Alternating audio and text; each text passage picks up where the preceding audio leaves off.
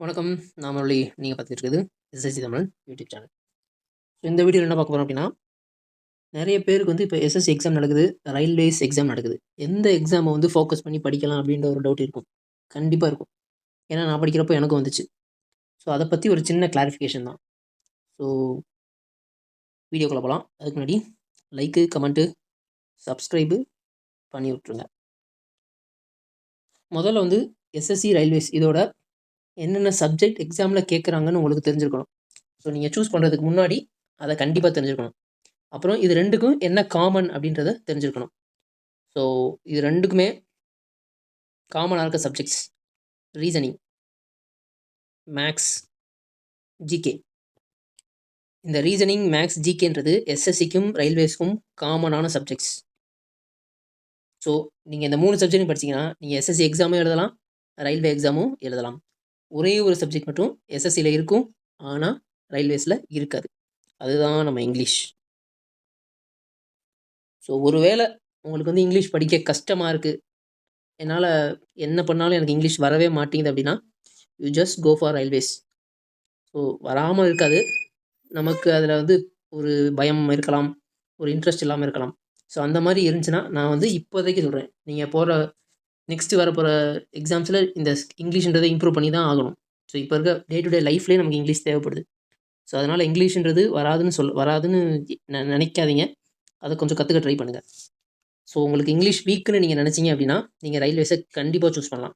So இப்ப ஏஎல்பில கூட ஒரு 18K வேக்கன்சி வந்து இன்கிரீஸ் ஆயிருக்கு. 5Kலேருந்து 18K வேக்கன்சி இன்கிரீஸ் ஆயிருக்கு. இதெல்லாம் செம்ம opportunity. Once in a blue moon தான். வந்தா பல்க்கா வரும். அதே மாரி ஆ railway police force, RPF, JE வரிசையா வந்துகிட்டே இருக்கும். என்டிபிசி. ஸோ அவங்க கேலண்டர்ல சொன்ன மாரி ஒன்னொன்னா ரிலீஸ் பண்ணிட்டே இருக்காங்க. டெக்னீஷியன். ஸோ வேக்கன்சியும் கூடுறதுக்கான பாசிபிலிட்டீஸ் அதிகமாவே இருக்கு. அவங்க சொன்ன வேக்கன்சியோட வேக்கன்சிஸ் வந்து கூடுறதுக்கான பாசிபிலிட்டீஸ் அதிகமாவே இருக்கு. ஸோ உங்களுக்கு இங்கிலீஷ் வரல அப்படின்னு ஃபீல் பண்ணீங்கன்னா, நீங்க ரயில்வேஸ மட்டும் ஃபோக்கஸ் பண்ணி படிங்க. ஸோ எஸ்எஸ்சிக்கு ப்ரிப்பேர் பண்றத இப்போதைக்கு விட்டுருங்க. ஃபியூச்சர்ல நான் ப்ரிஃபர் பண்றது வந்து எஸ்எஸ்சிய தான் ப்ரிஃபர் பண்ணுவேன். ஏன்னா, ரயில்வேஸ் எக்ஸாம்ல சில டிஃபிகல்டீஸ் இருக்கு. ஷிஃப்ட் வைஸ் உங்களுக்கு வேலை இருக்கலாம். நீங்க லாங் டிராவல் பண்ணி போற மாரி இருக்கும். ஸோ அந்த மாரி ஜாப்ஸ்லாம் இருக்கு. ஸோ அதில இருக்கிறதையும் நீங்க தெரிஞ்சுக்கணும். எஸ்எஸ்சி எக்ஸாம்லயும், ரயில்வே எக்ஸாம்லயும் என்னென்ன போஸ்டிங் வருது, அந்த போஸ்டிங்கோட ஒர்க் நேச்சர் என்னன்றத நீங்க தெரிஞ்சு வச்சிருக்கணும். ஸோ அப்பதான் உங்களுக்கு வந்து சூஸ் பண்றதுக்கு கரெக்ட்டா இருக்கும். சும்மா எடுத்தோனே நீங்க எக்ஸாம் ப்ரிப்பேர் பண்றீங்கன்னு சொன்னா, எல்லாருமே உங்கள்ட்ட இந்த கேள்விய சொல்லியிருப்பாங்க. இந்த விஷயத்த சொல்லியிருப்பாங்க.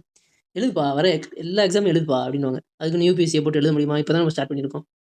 ஸோ அவங்க வந்து சொல்லிட்டு போயிட்டே இருப்பாங்க. நம்ம தான் எக்ஸாம் எழுத போறோம். நம்ம தான் கம்ப்யூட்டர் முன்னாடி உட்காந்து ஆன்ஸர் பண்ண போறோம். ஸோ அத பத்தி நீங்க தெரிஞ்சுக்கோங்க. நீங்க சூஸ் பண்ணுங்க. ஸோ உங்க முடிவுகள நீங்க எடுங்க. அதான் ரொம்ப முக்கியம். இப்போ உங்களுக்கு இந்த 3 சப்ஜெக்ட்டுமே ஓகே. பிளஸ் இங்கிலீஷ் ஓகேன்னா, நீங்க வந்து 2 எக்ஸாமுமே ப்ரிப்பேர் பண்ணலாம். 2 எக்ஸாமுமே அட்டெம்ப்ட் குடுங்க. ஃபர்ஸ்ட்டு எக்ஸாம்ஸ வந்து அட்டெம்ப்ட் பண்ணுங்க. ஜிடி வருது. ஆனா உங்களுக்கு பிசிக்கல் குவாலிஃபிகேஷன்ல நீங்க எலிஜிபிள் இல்ல அப்டின்னாலுமே அட்டெம்ப்ட் பண்ணுங்க. எக்ஸாம்ல போய் எக்ஸாம் ஹால்ல அந்த என்வைரன்மென்ட் எப்டி இருக்குன்றத போய் பார்த்துட்டு வாங்க. ஸோ இப்ப செலக்ஷன் போஸ்ட் நீங்க சிஜிஎல்க்கு ப்ரிப்பேர் பண்ணிட்டு இருக்கலாம். பட் செலக்ஷன் போஸ்ட் எக்ஸாம நீங்க அப்ளை பண்ணி இப்ப எக்ஸாம் நடந்துட்டு இருக்கு. அத எழுத போயிருந்தீங்கன்னா ரொம்ப சூப்பர். உங்களுக்கு அந்த என்வைரன்மென்ட் வந்து ஒரு பழக்கம் ஆயிரும். அடுத்து சிஹெச்எஸ்எல் எக்ஸாம் வரும். அதோட என்வைரன்மென்ட் பழக்கமாயிரும். ஸோ அப்ப வந்து நம்ம வந்து ஒரு கம்ஃபர்டபுளா ஃபீல் பண்ணலாம். இந்த இடத்துலலாம் நான் வந்து பதற மாட்டேன். எக்ஸாம் டைமுக்கு சீக்கிரம் போயிருவேன். இப்ப இது டாக்குமெண்ட்ஸ் எல்லாத்தையுமே கரெக்ட்டா வச்சுக்குவேன். ஸோ இந்த மாரி அங்க போனா தான் நமக்கு நெறைய விஷயம் எக்ஸ்பீரியன்ஸ் ஆகும். ஸோ அதுக்காக தான் முதல்ல எக்ஸாம் வந்துச்சுன்னா அப்ளை பண்ணிட்டு போய் எக்ஸாம் எழுதிட்டு வாங்க. உங்களுக்கு நீங்க பிகினரோ, ரிப்பீட்டரோ யாரா வேணா இருங்க.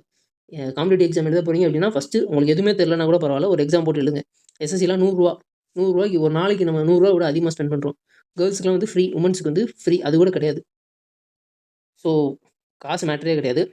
போய் எழுதிட்டு வாங்க. எக்ஸ்பீரியன்ஸ் தான் மேட்டர். ஸோ என்ன பேசிட்டு இருந்தோம்? எஸ்எஸ்சி ரயில்வேஸ் சூஸ் பண்றத பத்தி. ஸோ 2மே வந்து கம்ப்யூட்டர் பேஸ்டு டெஸ்ட் தான். எந்த ஒரு டிஃபரன்ஸுமே இருக்காது. நீங்க ரயில்வே படிக்கிறீங்க அப்டின்னா, கண்டிப்பா ஜிகேவ ஃபோக்கஸ் பண்ணுங்க. ஸோ ஃபர்ஸ்ட்டு எந்தெந்த சப்ஜெக்ட்ல உங்களுக்கு ஸ்ட்ராங்கான ஏரியா, வீக்கான ஏரியான்னு இருக்கும். உங்களுக்கு ரீசனிங், மேத்ஸ் இப்ப எல்லாருமே படிக்கிறாங்க. Reasoning, maths. ஸோ அதுக்கான கன்டென்ட்ஸ் அதிகமாயிட்டே இருக்கு. அதுக்கான அவைலபிலிட்டி நெறையவே இருக்கு. ஸோ அத நீங்க கன்சியூம் பண்ண ஆரம்பிங்க. ரீசனிங், மேத்ஸ் எல்லாருமே கண்டிப்பா படிக்கணும். வராதுன்னு சொல்லாதீங்க. வர வைங்க. ஜிகே நீங்க எஸ்எஸ்சியா இருந்தாலும் சரி, ரயில்வேயா இருந்தாலும் சரி, GK is a deciding factor. உங்களுக்கான வேலைய முடிவு பண்ண போறது கண்டிப்பா ஜிகே தான் இருக்கும். ஸோ எஸ்எஸ்சியில் வந்து ப்ரிலிம்ஸில் 25 கொஷின், மெயின்ஸில் வந்து 25 கொஷின், சிஜிஎல் பொறுத்த வரைக்கும். எம்டிஎஸ்ல 25 கொஷின் தான். பட் ரயில்வேஸுக்கு வந்து அப்படியே மாறும். கிட்டத்தட்ட நான் எக்ஸாம் எழுதும்போது 30 ரீசனிங் நினைக்கிறேன். 30 ரீசனிங், 25 மேக்ஸு, பேலன்ஸ் இருக்க 45 கொஸ்டின் ஜிகே. ஸோ இது 55, இது 45.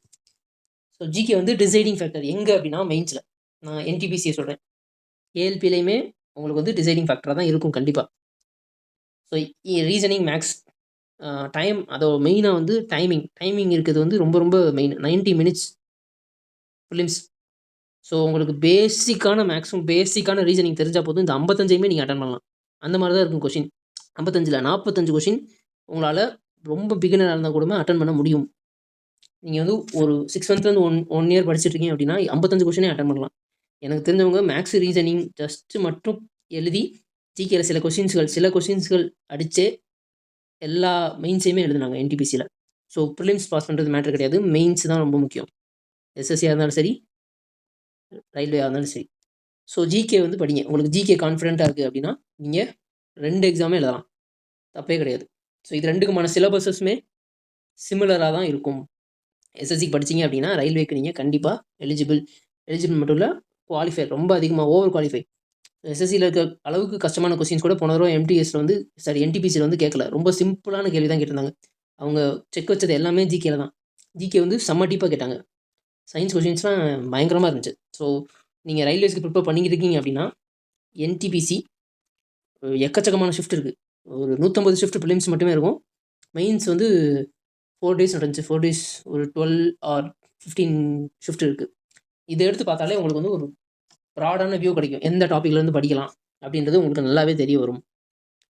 ஸோ ரயில்வே படிக்கிறீங்க அப்படின்னா கண்டிப்பாக ப்ரீவியூ கொஸ்டின் எடுத்து பாருங்கள். என்டிபிசி கொஸ்டின் நம்ம சேனல்லே இருக்குது.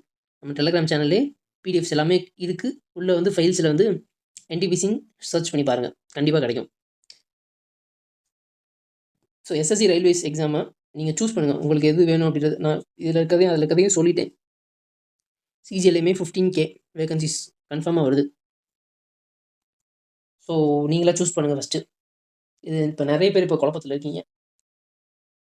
பிகினராக இருக்கீங்க அப்படின்னா ஃபஸ்ட்டு என்ன எக்ஸாம் அப்படின்றத நீங்கள் மைண்டில் செட் பண்ணிட்டு அப்புறம் படிக்காதீங்க. நீங்கள் சிஜிஎல் மட்டும்தான் படிக்கிறீங்க அப்படின்னா கண்டிப்பாக ரயில்வே எக்ஸாம் போய் எழுதுங்க. அப்போ உங்களுக்கு ஒரு எக்ஸ்பீரியன்ஸ் கிடைக்கும். ரயில்வே எக்ஸாமில் வேலை கிடச்சா வேலைக்கு ஜாயின் பண்ணிட்டு அதுக்கப்புறம் சிஜிஎல் படிங்க, தப்பே கிடையாது. ஸோ இப்போ வந்து அன்எம்ப்ளாய்மெண்ட் ரேட் எப்படி இருக்குன்றது உங்களுக்கே தெரியும். வேலை இல்லாமல் நிறைய பேர் இருக்காங்க. ஹார்ட் ஒர்க் பண்ணுங்கள். நன்றி, வணக்கம். லைக், ஷேர், கமெண்ட்டு, சப்ஸ்கிரைப் பண்ணி விட்ருங்க.